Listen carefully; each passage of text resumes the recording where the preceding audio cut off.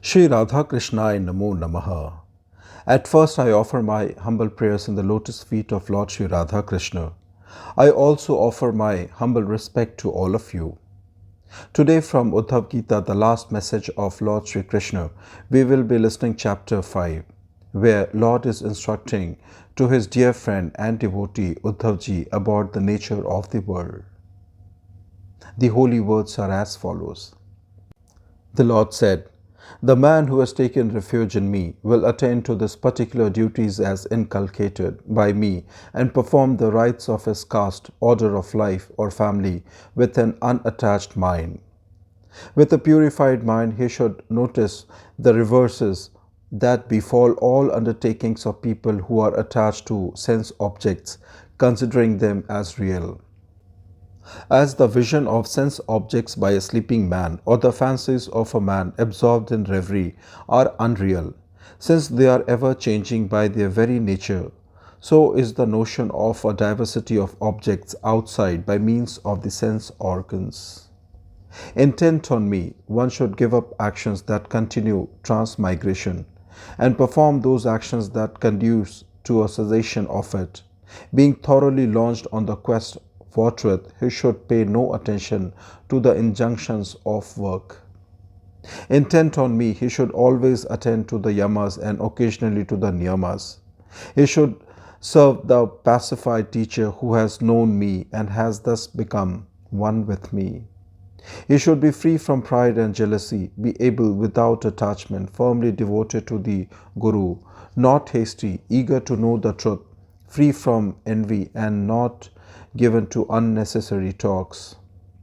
He should be indifferent to his wife, children, house, fields, relatives, wealth, etc., considering everything whatsoever as equally subserving his interest.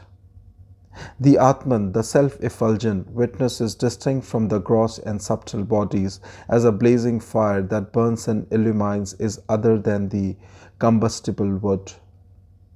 As fire entering into the wood imbibes the attributes due to it, such are destruction and origin, minuteness, hugeness and diversity, so also does the Atman the attributes of the body. This body which is created by the Lord's attribute known as Maya is verily the cause of man's transmigration, and the knowledge of the self serves to destroy this. Therefore, by means of discrimination, one should unite the soul to the absolute self which is in the body and remove the idea of reality in the body, etc. in order. The teacher should be looked upon as the first or lower churning piece, and the student the upper one. Instruction is the piece connecting them, and knowledge is the union that conduces to happiness. That highly refined wisdom which comes to a competent person removes the delusion which is the product of gunas, and completely burning the gunas of which this universe consists is itself extinguished, also like fire without fuel. If you suppose that these doers of action and experiencers of happiness and miseries are many in number, or that the heavenly spheres, time, scriptures, and souls are eternal, or that the existence of all things is eternal as a series and is real, and that knowledge originates and is diverse according to the form of things cognized. Even then, my friend, all corporeal beings repeatedly undergo such states as birth and the like, owing to their connection with the body and owing to time having parts. Even in this case, one notices the want of freedom on the part of the doers of action and the experiencer of happiness and misery, and what fruition ever attains one who is not independent. Sometimes even wise men have not the least happiness, and ignorant people are sometimes without the least misery, so bragging is simply useless.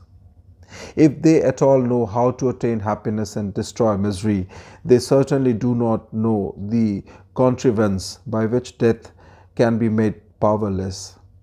While death is near, that what acquisition or enjoyment can please a man, if cannot please him, like an animal which is being tracked for slaughter. The happiness that we hear or from the scriptures is also vitiated like that we experience here by rivalry, jealousy, destruction, and waste. And because the desire for it is attended by many obstacles, it is sometimes fruitless like agriculture. If duty is properly performed and is impeded by obstacles, then one attains to heavenly spheres through it. Listen also how it happens. The man of sacrifices goes to heaven, worshipping the gods through sacrifice here below. Like a god, he enjoys their celestial pleasures which he has himself acquired. In the aerial car acquired by his own good actions, he enjoys dressed in beautiful attire in the company of nymphs and eulogized by Gandharvas. Dallying with women with a car decked with little bells that goes to any place desired, he is happy in the gardens of the gods and thinks not of his fall. He enjoys in heaven till the merits of his good deeds are exhausted. Then, on the expiry of his merits, he falls down against his will, being propelled by time. Or if he, owing to the company of wicked people, is addicted to sin, if he is not a master of his senses, is lustful, servile, avaricious, under the sway of women and causing injury to beings, if he slaughters animal against the sanction of scriptures and worships ghosts and demons, then he goes helpless to various hells and enters dreadfully tamsika bodies. Doing through those body deeds that but result in grief, they again get new bodies. What happiness comes to mortals in this process? The heavenly spheres and the Lord of those spheres who live up to a cycle have apprehensions for me. Even Brahma, who has a longevity of 2 paradhas, has to be afraid of me. The organs create actions and the gunas direct the organs, and this jiva experiences the fruits of actions being mixed up with the organs, etc. As long as there is rupture of the equilibrium of gunas, so long is the diversity of the soul, and so long as the diversity of the soul lasts, it is verily at the mercy of others. So long as it is not independent, it has apprehensions from the Lord. And they who uphold this doctrine of enjoyment are smitten with grief and are stupefied.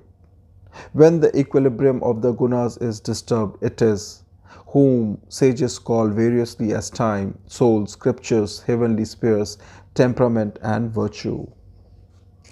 O Lord, Uddhava said, O Lord, so long as the jiva is mixed up with the attributes that spring from the body, how can he help being bound by those attributes? And if he is not enveloped by them, how does he come to be bound? How do the free and bound souls live and enjoy? By what signs can they be distinguished? What or how do they eat and how attend to other bodily functions? How do they live or sit or go? O thou best of the knowers of all answers to all questions, please answer me these questions too. My doubt is this: is the same soul eternally bound and eternally free? Thus concludes Chapter 5 from Uddhav Gita, the last message of Lord Sri Krishna. Thank you for listening. Shri Radha Krishnai Namo Namaha.